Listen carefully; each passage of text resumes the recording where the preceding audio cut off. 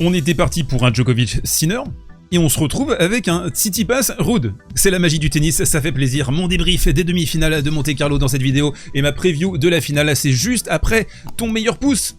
Et aussi, accessoirement, juste après ça. Cette vidéo est sponsorisée par CyberGhost VPN. Mais qu'est-ce qu'un VPN, mon très cher Goth? C'est un logiciel hyper utile qui te permet de naviguer en toute sécurité sur Internet. CyberGhost VPN te protège du piratage et empêche quiconque de suivre ton activité en cryptant efficacement tes données. Grâce à CyberGhost VPN, tu peux accéder à du contenu géobloqué. Regarde, par exemple, dans quelques semaines, c'est Wimbledon. Eh bien, depuis la France, tu pourras te connecter à un serveur anglais et regarder gratuitement le tournoi sur la BBC. C'est une dinguerie. Avec CyberGhost VPN, tu peux également débloquer le contenu de 40 plateformes de streaming différentes et regarder par exemple des films et des séries Netflix disponibles uniquement aux États-Unis, au Royaume-Uni et même au Japon. Tu peux aussi t'offrir YouTube Premium pour 1,50€ par mois grâce à une IP argentine, terminer les pubs et tu as même un accès illimité grâce à cet abonnement à YouTube Music. Ils ont en plus une politique aux petits oignons, pas de collecte ni de partage de tes données, un seul abonnement peut protéger jusqu'à 7 appareils en même temps. CyberGhost VPN, déjà c'est super simple à utiliser, c'est disponible sur toutes les plateformes qui existent, Windows, iOS, Android, ça compte plus de 38 millions d'utilisateurs et avec 5 étoiles sur Trustpilot, c'est l'un des meilleurs VPN du marché. CyberGhost VPN est fortement recommandé par les sites de référence tels que Frandroid, Clubic, Presse Citron et le Journal du Geek. Tu as en plus une garantie de remboursement de 45 jours et un support client 24h sur 24, 7 jours sur 7 en français, une dingue. Dans le commentaire épinglé ci-dessous et dans la description, CyberGhost VPN te fait bénéficier d'une offre tout à fait gotesque, 2,03€ par mois plus 4 mois offerts, ce qui représente un total de 83% de réduction. L'offre, elle est all time. Alors fais-toi plaisir. Allez, on attaque avec le Tsitsipas Sinner, le match du drama, double erreur d'arbitrage. On va disséquer ça. Je vais vous donner mon point de vue sur cette situation parce que pas mal de personnes sur les réseaux sociaux ont dit, ont crié même au vol. C'est pas tout à fait exact, c'est pas aussi simple que ça. Faut pas toujours sursimplifier les choses. Donc on va rentrer dans le détail. On commence par la première palette et le jeu à la Medvedev, oui, carrément, de Stefanos Tsitsipas, très reculé au retour de service et qui en fait pose la question à Sinner, bah ouais, essaye de me battre avec des amortis. Alors ici ça va sortir, Stefanos qui va appliquer une double stratégie, à la fois passéiste et puis d'un autre côté parfois capable de piquer avec son coup droit. Alors là, coup létal typique de terre battue, magnifique contre Yep. En étant difficile à déborder et en mettant autant de pression, il va pousser Sinner à la faute qui va commettre l'irréparable, une double faute sur ce point là juste ici. Pas mal de mauvais choix également dans ce troisième jeu, c'est break pour Steph. L'autre thème tactique super important aujourd'hui, et on en avait parlé hier en preview d'ailleurs si vous avez regardé la vidéo, c'était la capacité de Stefanos à taper des revers long ligne, à changer ce dialogue de sourd dans la diagonale avec un Stefanos qui essaye inlassablement de se décaler sur son coup droit. C'était impératif pour lui. Vous voyez, hein, on a Sinner qui attend sur cette diagonale de frapper des revers long ligne et il l'a suffisamment fait pour maintenir l'Italien sous pression. Premier set donc pour Stefanos Tsitsipas et au début de la deuxième manche, on va observer quelque chose côté Sinner, c'est des difficultés en défense, en extension. Il va se toucher la hanche, on sent qu'il n'est pas vraiment à 100% au niveau physique, il commence déjà à être touché au début du deuxième set. Mais malgré ça, malgré le fait que Stefanos Tsitsipas n'ait perdu qu'un seul misérable point derrière sa première balle sur le premier set, Sinner qui va enclencher la vitesse supérieure. Ça c'est voilà, la graine de champion, il va prendre la balle beaucoup plus tôt, il va être beaucoup plus impactant, il va écraser la balle, retrouver la longueur, remettre de la pression sur Tsitsipas qui était avant ça à son rythme, à son aise. Et lorsque Tsitsipas va s'octroyer une balle de débreak au cœur de la deuxième manche, Sinner va être magistral, froid, létal. Il va réussir à cibler, à enfoncer le revers de Steph là sur un magnifique revers sauté, mais très belle construction de points auparavant. La rencontre qui va culminer en termes d'intensité sur la fin de la deuxième manche, un jeu de 12 minutes 30 épique, incroyable à 5 balles de débreak. Pour Stefanos, on se pince pour y croire et là je trouve que le choix technique et tactique de Sinner est monumental parce qu'il va servir 95% du temps sur le revers de Steph et la petite surprise, hey, surprise, il va servir hop, plein fer sur le coup droit de Steph qui va être désorienté et qui va avoir du retard sur la balle et derrière 1-2. Vraiment impeccable, changement tactique ultra opportun à ce moment-là. Allez, c'est l'heure du drama de la double erreur d'arbitrage qui a été fondamentale dans la dynamique de la troisième manche, mais qui a été dans les deux sens. J'ai beaucoup vu sur les réseaux sociaux, ouais, Yannick Sinner s'est fait voler, il aurait pu mener double break dans la troisième manche. Oui, mais c'est trop facilement occulter ce qui s'est passé auparavant. Premier jeu de la troisième manche et Stefanos qui va se faire voler complètement le point parce que là il est en train de slicer un revers. La juge de ligne va dire faute et ça va complètement le gêner. C'est en plein pendant qu'il est en train de frapper son coup, et Aurélie Tourte ne va pas remettre le point, va dire point perdu pour Tsitsipas. C'est une grossière erreur d'arbitrage, pas de jugement de trace ou de marque. Une erreur d'arbitrage. Et la deuxième erreur, la voici, je pense que vous l'avez déjà vu tourner sur les réseaux sociaux, on va en parler quand même, donc double faute pour Steph, là, dans cette position, très clairement, on le voit d'ailleurs à la télé, on se dit mais elle est quand même un peu longue cette balle, Aurélie Tourte qui ne voit rien, on continue à jouer le point, Sinner aurait peut-être dû s'arrêter s'il avait vu la marque à ce moment-là, et moi la remarque que je me fais depuis un certain temps maintenant, et j'ai vraiment envie de la partager avec vous, je pense que ça peut être intéressant d'échanger là-dessus dans les commentaires, c'est que j'ai l'impression que depuis l'arrivée du Hawkeye sur le circuit, en dehors de la saison sur terre battue, sauf Madrid hein, qui utilise le Fox 10, eh bien la qualité de l'arbitrage global, quand il s'agit d'arbitrer, a drastiquement chuté. Les arbitres ne sont plus capables de voir des marques. Alors c'est pas toujours le cas, hein. Mohamed Layani a fait un magnifique overrule lors du Djokovic-Ruud, mais on sait, on connaît le principe, hein. On va toujours insister sur les erreurs. S'il y a une erreur et 50 décisions positives, on va dire non mais regardez cette erreur, il faut l'arbitrage vidéo, etc. Je précise une chose, c'est important. L'arbitrage vidéo n'est pas fiable à 100%, et on a vu sur la diffusion télé, quand vous aviez une marque qui était montrée, on avait une double marque, on avait l'impact en noir, et en blanc, on avait la trace laissée par la balle. Donc comment on juge en fait ? Comment on juge une marque sur terre battue? C'est la difficulté, et c'est là aussi où on se rend compte que si on introduit l'arbitrage électronique, et on l'a déjà vu avec le Fox 10 à Madrid, on aura la marque montrée par la machine, et on aura la marque qui est devant nos yeux, et ce sera pas toujours la même, et il y aura encore des problèmes, et on le voit avec la VAR au niveau du foot, qui pose des problèmes immenses, on en parle en Ligue 1, j'ai l'impression tous les week-ends.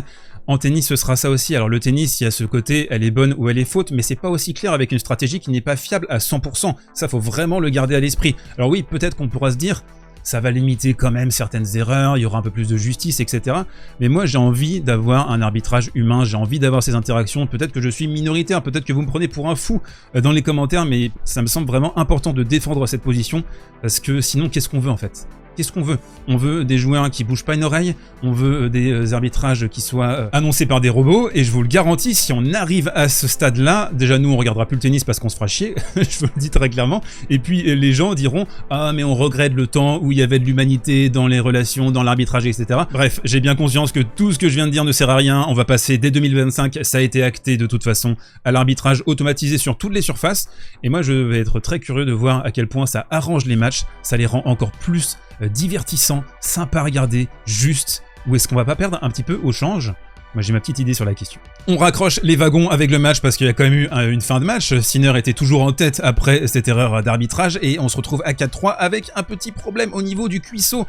Il a appelé le MTO, on le sait, hein, l'enchaînement Miami-Monte Carlo il est ultra difficile, il n'y a qu'une semaine de battement, il y a à la fois le changement d'horaire, il y a également le fait que tu es passé tout le mois de mars aux États-Unis, à Indian Wells et à Miami pour ferrailler. Il n'a pas non plus un physique ultra costaud, Sinner, ça on le sait, donc premier MTO. À partir de ce moment-là, on sent que Sinner n'est plus aussi vif, aussi impactant dans son tennis, il est touché physiquement, un peu plus dur pour lui d'aller couvrir le terrain, et enfin, Stefanos qui arrive à tourner autour de son revers, ça c'était le point cardinal, hein. De toute façon, dans cette partie, il va réussir à produire le débreak. Stefanos qui va réussir à mettre le dernier coup de rein et à remporter cette partie, deuxième MTO même juste après pour Sinner, et ne vous méprenez pas sur la position du kiné. Allez, on enchaîne sur la deuxième demi-finale, l'élimination de Novak Djokovic face à Casper Ruud qui enfin a battu Novak. Je pensais que ça allait jamais arriver, il a fallu une double faute à la fin pour qu'il puisse y parvenir. D'abord, avant ça, magnifique premier set, j'ai trouvé de Casper, double break pour le joueur norvégien avec un énorme impact, hein. Il a mis beaucoup de volonté, de hargne, de longueur sur son revers, alors que c'est plutôt son coup droit qui est le coup fort, mais là je trouve qu'il a bien équilibré et bien enfoncé Novak. Djokovic qui va vraiment mal commencer cette rencontre, double breaké sur la première manche, et puis surtout 16 fautes directes, hein, au total dans le premier set, c'est énorme, c'est un volume qui est énorme, il a sorti des balles dans tous les sens. Ici par exemple, en coup droit, il est simplement à 25% également derrière sa seconde, donc complètement concassed. Si le niveau de Novak, on sent, il est en train de monter à partir de la moitié de la première manche, on a surtout eu une petite accroche avec le public, je pense qu'il a eu besoin de ça pour se réveiller. Alors il a dit exactement fermez vos claques-bouches. J'essaie de vous faire la traduction soft pour l'algorithme YouTube. Le deuxième set, comment dire, un niveau de jeu global abyssal côté Ruud, et Novak qui a fermé la boutique. Alors, on le connaît, hein, quand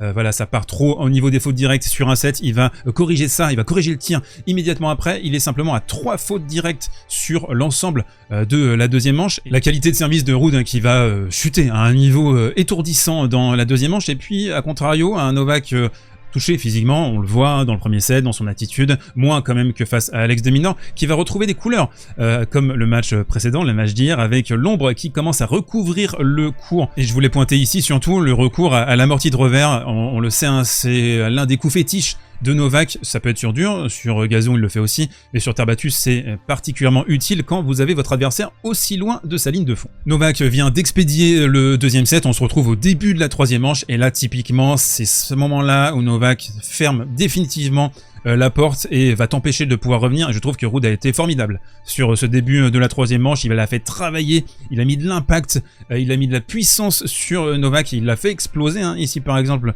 sur ce coup droit en diagonale. Le Norvégien qui s'envole, et là moi je suis devant ce match, je vois ce sixième jeu, je vois Novak s'arracher comme un damné pour récupérer cet amorti, célébrer, et là tu sens que le momentum il peut potentiellement tourner, et c'est ce qui va se passer. Novak, un des meilleurs défenseurs de l'histoire, un des meilleurs matcheurs, tout sport confondu, un prédateur. Et forcément, Ruud, qui est pas un joueur non plus monstre mental, c'est quand même un gars qui est un peu sensible, surtout face aux top players, eh bien il va faire une petite mouillette, hein. Là, il est tout seul au milieu du court, Novak, il peut plus rien faire, hein. L'amorti qui va rester dans le filet. Mais pourtant, c'est bel et bien Djokovic, hein, qui va finir par caler avec un dernier jeu de service horrible, 2 fautes directes, une montée, un service volé en socket, et là surtout une double faute sur balle de match. Oui, j'ai bien dit une double faute sur balle de match pour Novak Djokovic. Tout ça dans la même phrase.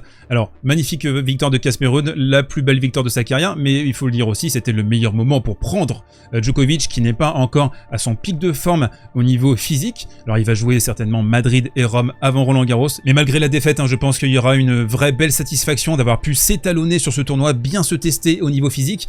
Alors, il y a 2 lectures, ça peut être important pour vous, hein, sur la suite.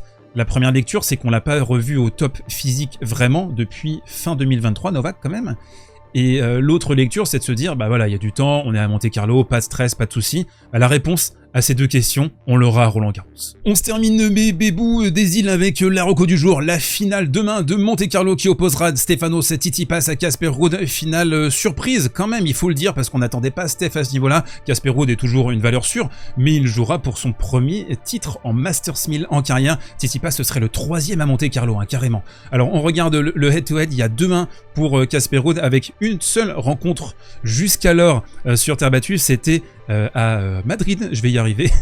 C'est les tropiques, hein, dans la pièce là, mais bon, on va y arriver. Donc 3 clés de compréhension pour bien anticiper ce qui va se passer. D'abord, qui va dicter le jeu avec son coup droit? C'est la première clé, ce sera hyper important. Ruud qui arrive à mettre un énorme volume avec son coup droit, donc il peut éventuellement enfoncer au-dessus de la ligne d'épaule Stefanos Tsitsipas. La deuxième clé de compréhension, c'est la dimension mentale, la cabeza, parce que ce serait un titre inespéré pour Stefanos, il en a besoin, impérativement besoin, après de longs mois où il a franchement galéré, il s'est cherché avec son service, avec sa technique, avec son entourage. Ça a été très compliqué pour lui, et Casper Ruud, je l'ai dit en préambule, premier Masters 1000 potentiel en carrière, il n'a jamais remporté autre chose que des 250, donc pour lui aussi, hein, ça le mettrait définitivement sur la carte, en plus de cette victoire face à Novak Djokovic. Et la troisième clé de compréhension, c'est vraiment un schéma tactique. Je me demande comment est-ce que Casper Ruud va réussir à déjouer la position reculée de Stefanos Tsitsipas en retour de service. Il va falloir surproduire des amortis, des services volés. Ça a été difficile pour les adversaires de Stefanos jusqu'alors, et là il faudra pour Ruud être capable de le produire. Vu l'ensemble de ces clés, je mets Stefanos Tsitsipas favori à 55-45. Je veux bien votre favori et votre pronostic dans les commentaires. On se retrouve demain pour débriefer la finale. D'ici là, portez-vous bien, prenez soin de vous, mangez des fraises et des concombres, et moi je vais mettre ma tête dans le frigo. N'oublie pas de cliquer sur le lien dans la description, mon très cher Goth, afin de profiter de l'offre gotesque de CyberGhost VPN. L'application protège activement tes données quand tu es sur internet, t'offre tout l'accès au contenu géobloqué pour simplement 2,03 € par mois. C'est un petit délice, un petit bonbon, que dis-je, alors fais-toi plaisir.